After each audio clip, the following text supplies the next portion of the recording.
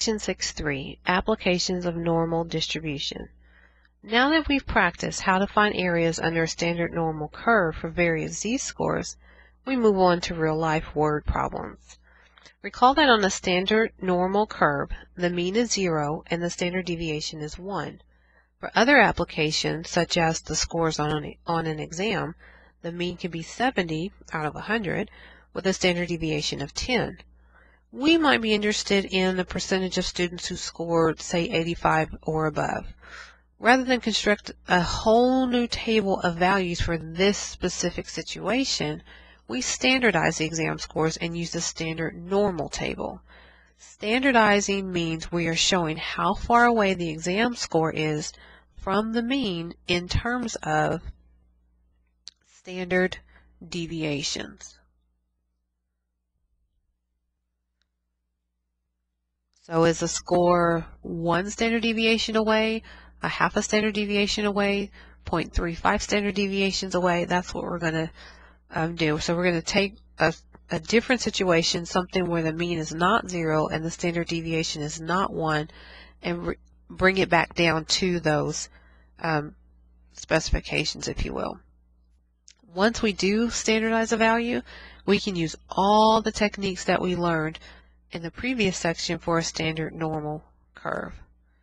Let's look at example 1. The average credit card debt for college seniors is $3,262. Whew. If the debt is normally distributed with a standard deviation of $1,100, find the z-score for a student who has $4,637 in debt and for a student who has $2,712 in debt. Okay, so we're not talking about zeros and ones, obviously, here. But again, I'm going to start with a picture to know what's going on. So we were told it's normally distributed, so we can go ahead and make this bell-shaped curve. And the mean, or average, is 3,262. And we have a standard deviation of $1,100. Well, the first student has a debt of $4,637, so maybe that's out here somewhere. So I want to know this distance here. So first I'll do 4,637 minus 3,262, and that is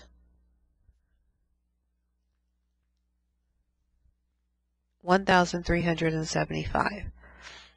Now, it's more than 1 standard deviation away, because 1 standard deviation away is worth $1,100. But it's not quite 2 standard deviations away, because then we'd be up to $2,200 away.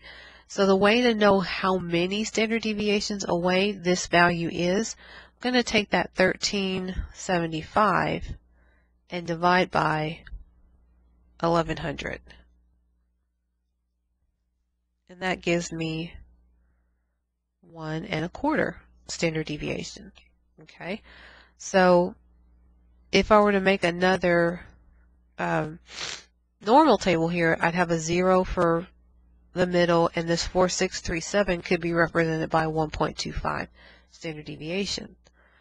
Now we also have this student who was a little more modest, not by much, and had a debt of 2,712. So that value is, I'm not going to say it's equal distance away, but let's say it's here. And I want to know that distance.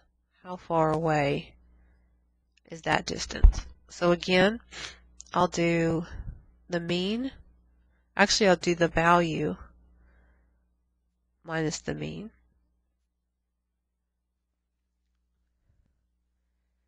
And the reason I'm setting it up in that order is because I know this value needs to be negative as far as standard deviations go. Now that's 550 away, divided by 1,100. It looks like that's going to be 1/2. Yep, so that's negative 0.5.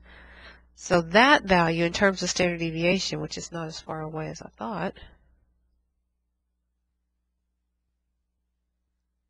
maybe right here, is only a half a standard deviation away. So that's what we're doing when we're standardizing scores. It could be from any type of problem, whether it's about test scores or money, stock prices, the price of home selling, the number of children per class in the school district. Whatever the situation is, we can always bring the scores back to standard normal if we figure out how many standard deviations away from the mean that particular value is. Now, in both of these cases, what we did to figure that out was to subtract off the mean and then divide by the standard deviation. And we can express this a little more formally. So this is for z-scores. If I have a normally distributed population, we have to be told that first. I can't just start finding z-scores for whatever data set. They have to tell us that it's normally distributed. So for a normally distributed population with mean mu and standard deviation sigma, the random variable x can be standardized with the following. So here's the random variable x, which for us was 4,637 for one student, 2,712 for the other student. In each case, we subtracted the mean and we divided by the standard deviation. And for most problems, you'll be safe to round to 2 places after the decimal, after you finished all your calculations. And that should be a 2. Okay, example 2. It might say 3 on your paper, but it's really example 2. The distribution of scores on a standardized aptitude test is approximately normal with a mean, I like to write this down, of 1,019 and a standard deviation of 90. What is the probability that a randomly selected score exceeds 1,200? Well, again, I'm going to draw a picture here so I know what's going on. So I'm normally distributed. I know I can draw my bell-shaped curve. The mean is here at 1,019, and we're concerned about a score, oh, maybe it's over here, 1,200. And I want to, here's a really important word, I want to exceed 1,200. And that tells me which direction to shade. So if I want to exceed 1,200, I want to be larger than 1,200. I'm looking for this area over here. And remember, finding the area is the same thing as finding the probability or percentage, because probability sum to 1 and so does the area under the curve. So I'm looking for this tail area. If you prefer, you can go to your tables or you can use your calculator. I'm going to go ahead and use the tables just to give some of us a little more practice with that.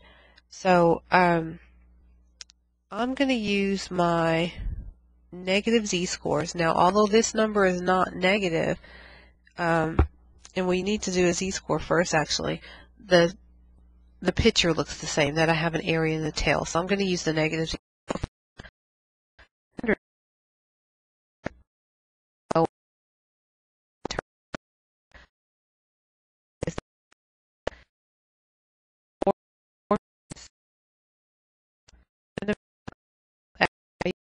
Is subtract off the mean and divide by the standard deviation.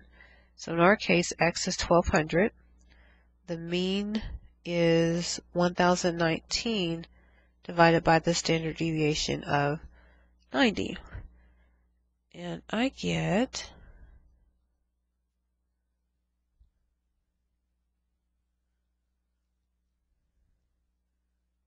2.01. When you're dividing, sometimes your calculator, depending on how you enter an expression, might not give you exactly what you need or want. These z-scores should roughly be between -3 and 3, roughly. They can be a little bit larger, but certainly not things like 17 and 11. Because remember, most of our data is captured within 3 standard deviations of the mean. So anything beyond that is not really giving us much more information. So if you're getting something strange, like 17 or -11, go back and double check your calculator that you're entering the expression right.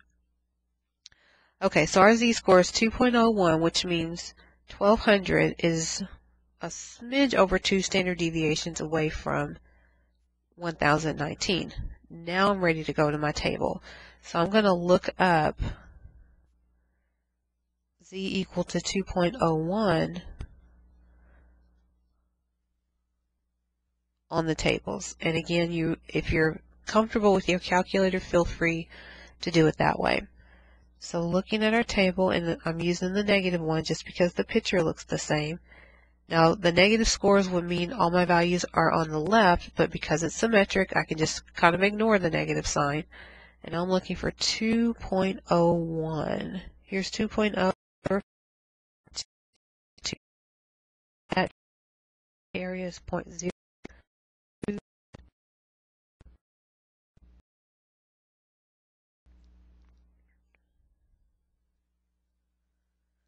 So how do you interpret that? Let's make sure we can do that correctly, because the problems here are word problems, and we don't want to just throw down a number. We want to be able to say what that means. Well, we were asked what's the probability that a randomly selected score exceeds 1200, and we can say the probability that a randomly selected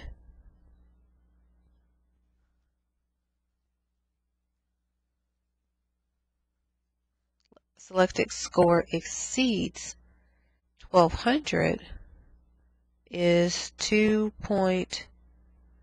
Oh, let's set to round to the nearest integer, so we'll say is 2%. So pretty low. If you have a score over 1200 on this particular test, you're probably doing pretty good. But just to recap, first we drew a picture. Always start off by drawing a picture so you know where you're going, what type of area you're looking for. Then we had to standardize. So we took our 1200, subtracted off the mean, and divided by the standard deviation. That told us that 1200 was a little over 2 standard deviations away from the mean. We looked that area up, and then we knew that the probability of this particular situation. Okay, let's try out number 4. Body temperatures of adults are normally distributed with a mean of 98.6 degrees Fahrenheit and a standard deviation of 0.73 degrees Fahrenheit. So let's write that information down. We know that the mean is 98.6 and the standard deviation is 0.73. We're being asked what is the probability of having a normal body temperature less than 96.9. So start off with a picture. Here's my mean at 98.6, and we're over here a little bit at 96.9, and I'm asking, or we're being asked, what's the probability of having a normal body temperature less? Real important there. So that means we want to go into the left tail and figure out that area. Well, I have to standardize first. So I'm going to take, here's my formula, take my value 96.9, subtract off the mean, and divide by the standard deviation. And that gives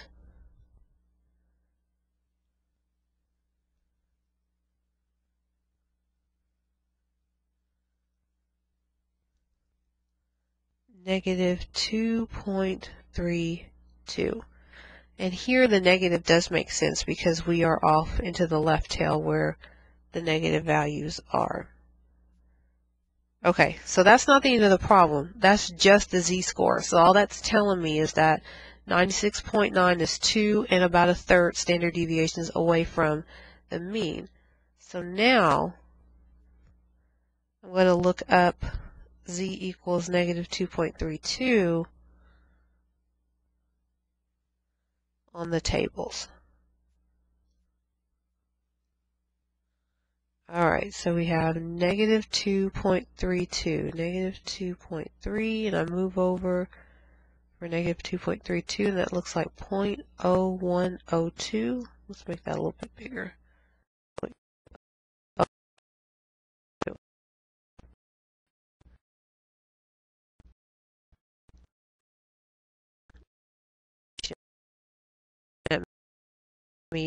What does that number mean? Well, we can say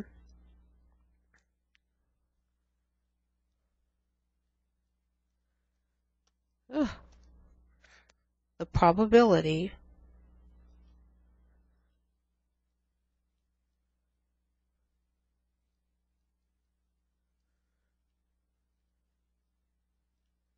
of having a normal body temperature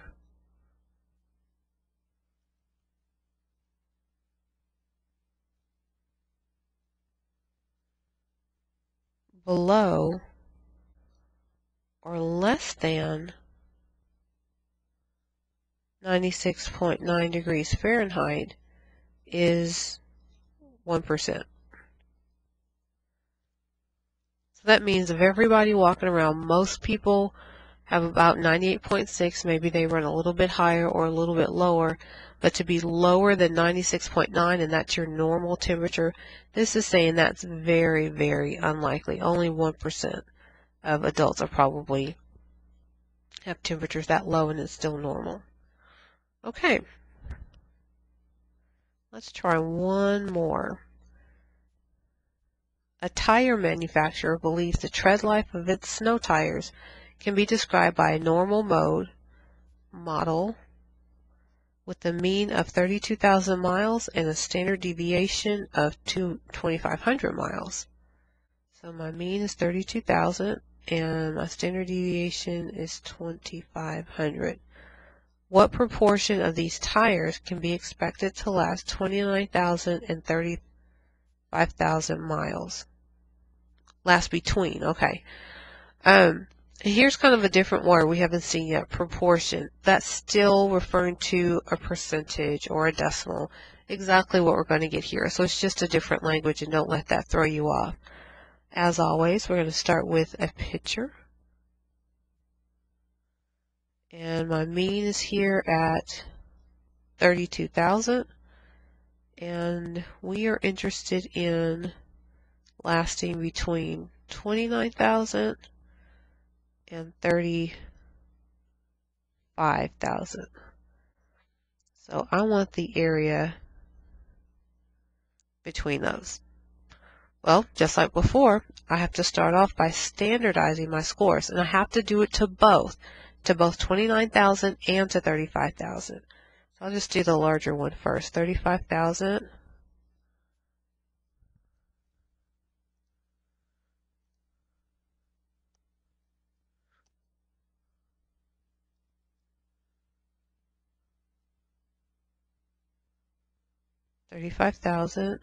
Minus the mean of 32,000 divided by the standard deviation of 2,500.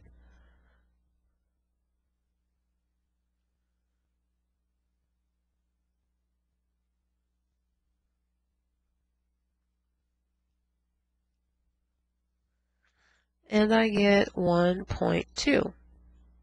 And I also have to do that for 29,000. So it's always the x value first. And if you get negative values, that just means you're to the left of the mean. 29,000 minus 32,000 over 2,500.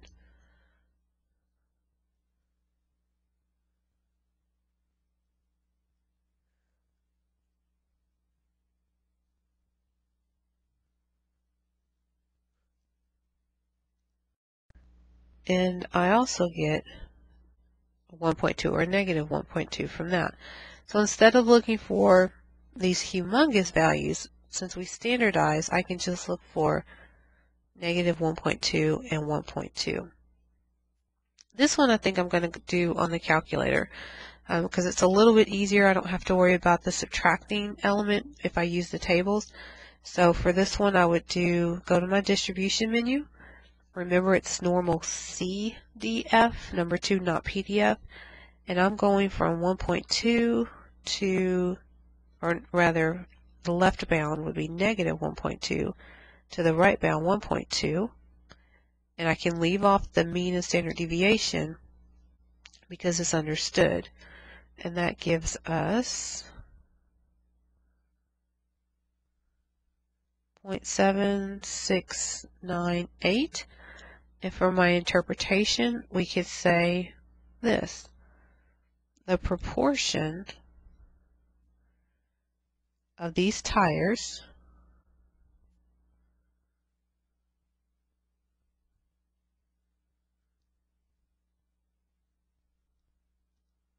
So the proportion of these tires that can be expected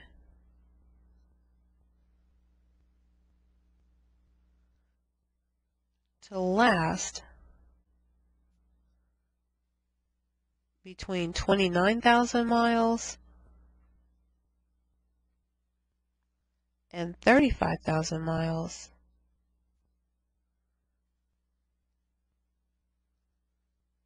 is 77%.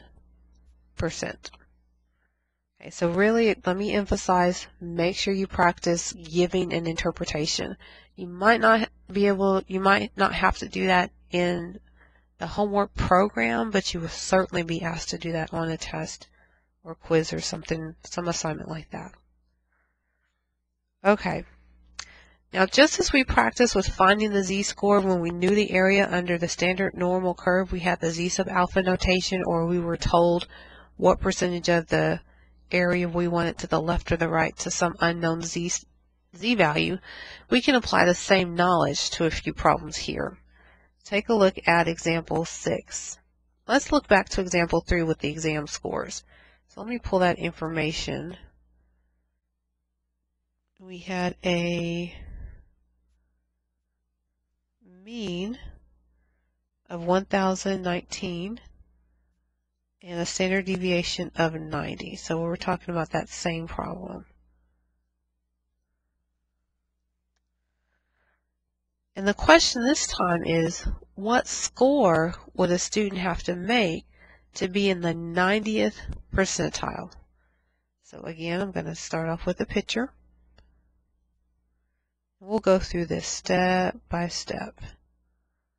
Here's my mean, 1,019, and sigma is 90. Okay, what score would a student have to make to be in the 90th percentile? If you think back to what you did with percentiles, that gives us a position.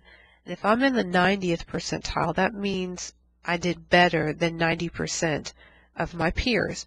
So that means I'm probably, as far as the z-score, I'm probably somewhere over here for the z-score that I don't know, which means the area is that. So we're saying that we know that this area is 0.9. What's the z-score that gets me there? Well, this one you could do on your table or you could do with your calculator.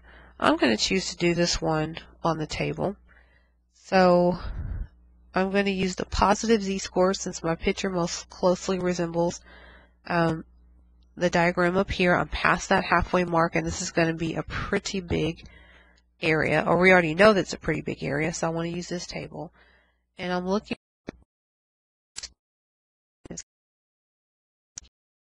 here.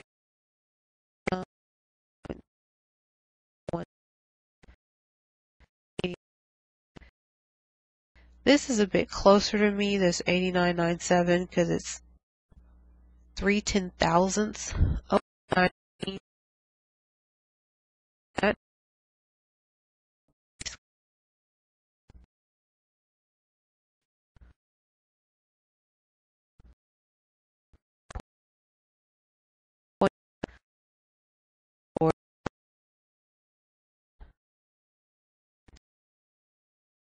table 1.28. Okay, and just like before, our problem does not stop there. We want the actual score on the test. So the test is in terms of 1,200, 1,000, this. Our scores are pretty big. This 1.28, all it's telling me is whatever score that I want is 1.28 standard deviations away from 1,019, the mean. So let's revisit our z-score formula. Z equals x minus mu over sigma. Well, if you think about it, in this little equation, we know everything except x. We know the z-score. We just found that, 1.28. Don't know x, but we know mu, 1,019, divided by sigma, 90. Well, now this is just some algebra. So if I multiply these two together,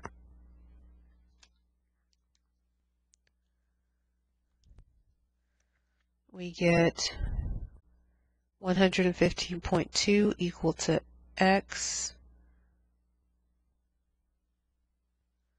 minus 1019. So that means x must be 1134.2. And if we probably need to round that off to the nearest integer, so I'd say 1304.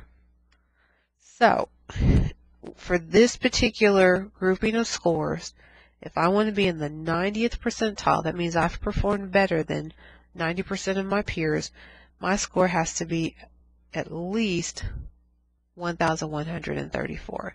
So kind of to recap here, this time we were told an area and we were looking for the z-score.